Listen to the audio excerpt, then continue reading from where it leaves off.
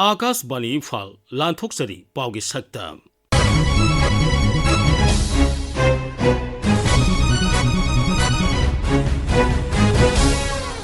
सक्तम मसिदा लेमखोंग army camp मांखिबा मियोय अदु फंगनबा सरकारना कन्न होनरी हाइबा मुख्यमंत्री की वारोल जरीबाम की सिक्योरिटी की फिबम राज्य की सिक्योरिटी एडवाइजर कुलदीप सिंह ने यंगसिनखिबा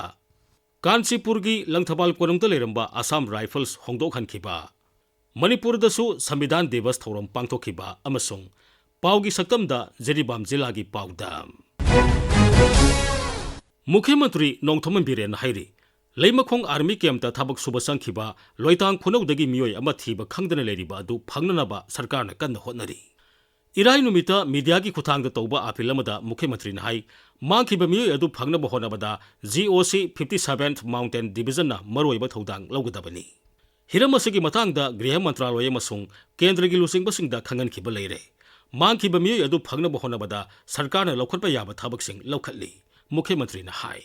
Policy, plan, strategy, kamaina mitok khantukpa, kamaina fencing tokpa, kamaina free movement regime leadership kathatpa, kamaina NRC kusalanna bhonaba, kamaina ILP kusalanna bhonaba as a government as a CM koi madu yak lagataw tumde ro hen loi babu tumde ro het na khai sengna aigi jati mari aigi lam kalam ji babu tum moi koi me gi tari ahum dagi asi babu denari ba wa sikari gi koi sarkar na paisa hura ru baira koi gi sarkar sina chief minister se lam bitho baira koi gi sarkar sina mi gi je chokba thabak to ru baira natte machine amjadaba sahi chingani hena laiba puari se thaira ga manghan na bhona rakpo adutaki kanna na toru ne koi thaira ga khoi puari me amse puna na bhona rakpo distorted history mayam amana khoi gi ming bhawda kari gauge na khangat da bagi matam yor khare khoi gi pai puna thanam lamman bhawda koi kaushal la khare thaidor khare masana sawba ta bani drugs mayam tu laira ga semaga sungaga tharaga hingamba punsi tungaiba punsi lairamba lam lairamba kar mayam tu phangatra bani na masana diren halu har pata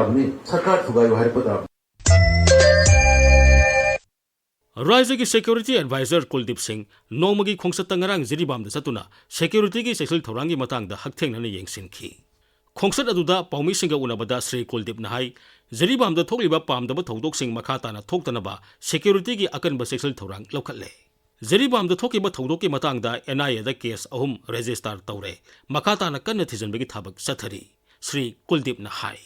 3 cases which happened here. 3 cases have been given to NIA and NIA will investigate. Development, I will have to, they will be able to tell, not with me. Whenever next I meet them, I will try to. I mean, huge amount of force has been deployed. And our thought process is that no further such incidents could take place here. So we came, we visited the places and we held meeting with all personnel, including Assam Rifles, the RPF, local SP and then DC, and then we looked into all aspects by which the forces were deployed in such a manner that no such incident. Kanchipur की लंगथबाल कोनुंग लेरंबा Assam rifles ngaraंगतगी होंदोखरे कोनुंग असिदा मतम सांगना Assam rifles लेसिलंबा अदु मुख्यमंत्री नोंगथोमन villain कन्न होनबदगी अतोपा मफमदा Assam rifles की लेफम नौना सेमगतुना ngaraंगतगी होंदोखिबनी राज्य के आर्ट एंड कल्चर डिपार्टमेंट सेंदुना पांगतोकिबा असम राइफल्स होंदोकपगी थोरमदा सरुक यारदुना मुख्यमंत्री हाई मफम अदुदगी असम राइफल्स होंदोखनखिबा हाइबसी मियामना मतम कुइनदगी तकनदुना लाकपनी ngasidi miyamgi apamba adu mangphawna hanba ngamle मुख्यमंत्री हाई अखोगी यामना हिस्टोरिकल ओइबा मफमसिंग मोनुमेंटसिंग जगासिंग तमना मोइगे वरी सानरगा अदुगा मयामगी एकेडमिक यूनिवर्सिटी की कैंपस के हेक नंगनबनिना गाहाइबस मोयम सेरसि लवे अदा मतम खदंग लौगिबसि मोइगी अल्टरनेटिव अमदि सिनदबा यादबनिना मदुगी अल्टरनेटिव एरिया दु सिनना बलांगनबदा थेंकिबनि मयाम पुनमुक्तै मदुगी apologize तौजरी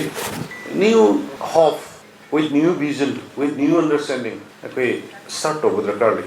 Sigi, yamna historical place ni, kegi fort ni, ariba, ning thawle ramba jaga ni. No, hujik si lai si moi kisu immediately mapam do hongbom lai tabni na. Out of 20 acres, muki manunga hujik 10 amma moi ki lahibam toroka na songi. As a result of Manipur University ka academic atmosphere,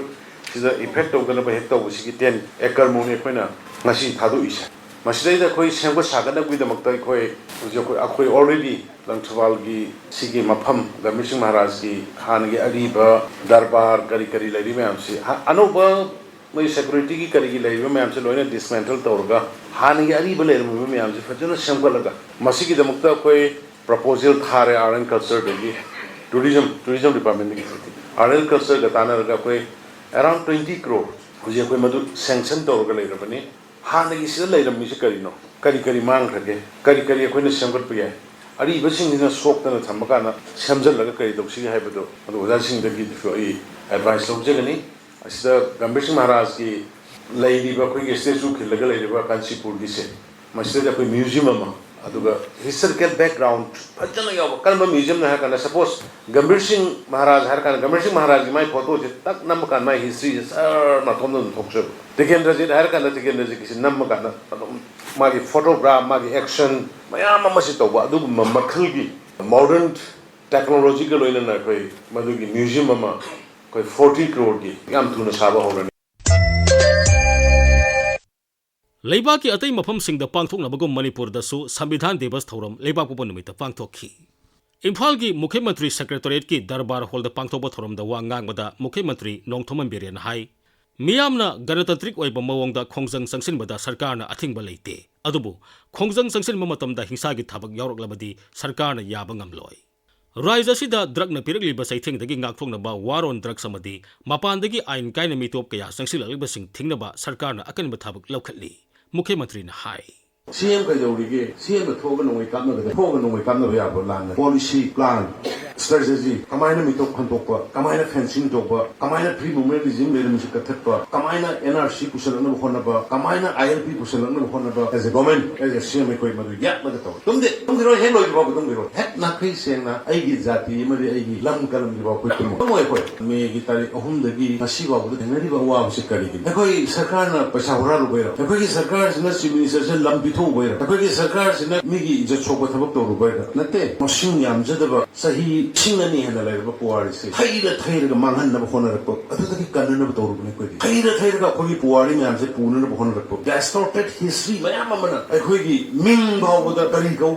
Tangat of Gimatam York. A quiggy Pipuna Tanam, Lamamba with a quay, Paushilla Crave, Paidora Crave, Masanas Hawatavani, Trucks Mayam to later the Semaga, Sumaga, Haraga, Hingamba Punsi, Tunaiba Punsi, Layam Balam, Layam Bakar, Mayam, Pangatra in the Masana, Biren Halo Harpatavani, Sakar Fugai Harpatav. Akas Bani Imphal gi pau gi saktam da ikhoi gi jeri bam pau mi nga them be sojina zila adu gi matang da piba pau da Manipur gi ngam khai jila am oriba jiribam da haujik tholiba kanglup ki irang asina maram odina jiri miyam da khwaidagi chetheng pibata natana ka hena misi mina thokibasi sahi asige November thana oikhi jengthina ba kanglup ani gi marakta chawna misi mina thokhi Thogdok sing adugi manungda jiri miyamna khwaidagi pena khidabasi November 13 da Borobekra subdivision gi manung chanba Jogradho da thokiba thogdok asisu amani nupi amadi angang singbu phadna tamthina otpidaba tungda hatoklaga barak trail dagi asiba haksang sing oina phangkhibadu maikei kyadagi pendaba phongdokna rakhi jiribam da hojik thokliba irang sing amasung nupi angang da chathaba miyot minegi matangda Child Welfare Committee jiribam gi Member Secretary ki thodang su puriba Advocate L Roman Singna Imphal da sumna phongdorakhi Haukiba 2023 gi me tang ahum dagi hawdana ngasi phawba jathariba conflict Jiribam district da yama thenga chaitheng phangba horai sahi amaromdi unkhanaba masa khara marak da laikraga su mapumani yengbadadi yamna shanti leiba mafam ama oirambani laibuk thibadi sahi asigi jun gi tang tarukta masagi pamba thabuk sururga halakpa sharat kabu miyoi ma khulai paiba singna phakraba matung ikan kanadana yamna tamthiba mawongda hatokpadagi asiba haksang oina phangkhiba adugi matungdagi di ngasi phawse jiribamda unkhanadaba mafam amata yawdre habi yai maruoina jiri mayoldagi kharang tamna leiba mafam sing madusu maitaina apung oina taba khungang singdana hena unkhanabagi mamisi tari asigumba unkhanaba asigi inau nauba thogdok haragadi tha asigi tarik 13 da kuki khulai paiba singna Borobekra haraga hena khangnaba jiribamgi barak circle gi Jakura dhor ko mafam aduda Saurangna nungthilgi pung ani rom tarakpada laklaga yum kai dukana singba kaya mai thadokpada natana miyoi ani mafam dumakta da halamba aduga supnagi tha 10 rom tamak phajariba angang yauna angang ahum nupi ahum punna miyoi taruk phadana pokraba matungda tamthina otnairaba matung hatoklaga barak turel thadarakpadagi mathang asi bhaksang oina phangkiba thogdok asini matang asida lakchaningi bo wafamdi lan ama thokpa matamda khwaidagi hena chaitheng phanglibasina amuk nupi angang solaba ahalaman oirabasing natragana middle class lower class da leibasing na oi adubo nupi angang sing nadi khwaidagi heli masigi mayak laraba khudam ni handak jakuradordagi phadana pukhraga sibak changoina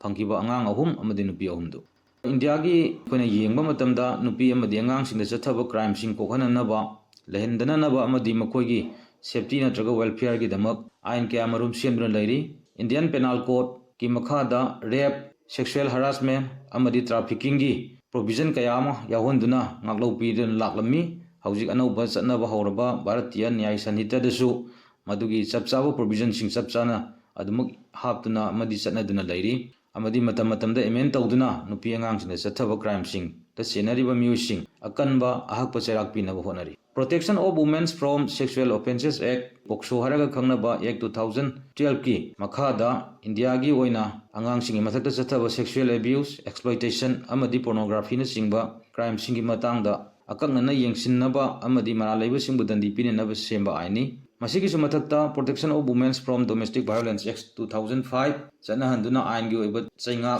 ngaklo nupi singda piri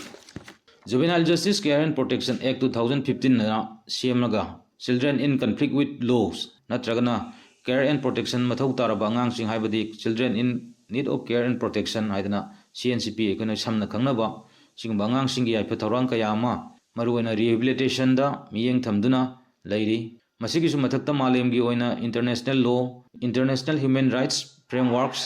convention on the rights of child amadi convention on the elimination of all form of discrimination against women sidona maruoiba protection kaya piri Geneva Convention amadi UN resolution singnasu lan sonariba mafamsingda khaknatana nupi angang singbu ngakthokpa humanitarian aid ki mathau tabasing hingsa tawribasingi ain gi oiba accountability awa chaithing phanglabasingda physical amasung psychological recovery pihananabu wafum kaya thamdi asumna lan natraga any form of conflict ki victim oriba maruoina nupi amadi angang singbu protection piba makoida masigi chaithing phanghandana honaba mathau tai adubu masigi mamisi jiribamgi thaudok asidadi kaya tabo ude maram aduna nupi amasung angang animakta piba chaithing asi humanitarian disaster amani hana lawraga kodaktagi hauna international attention pihanduna loisinana bohonaba mathau tai hana thamjage makha asum chathra lagadi hena sathiba sokchilaba samaj ama soidana orakani haibo wapumsi thamjari Chairak asida Manipur lengaki security advisor ki thaudang su puriba Kuldip Singh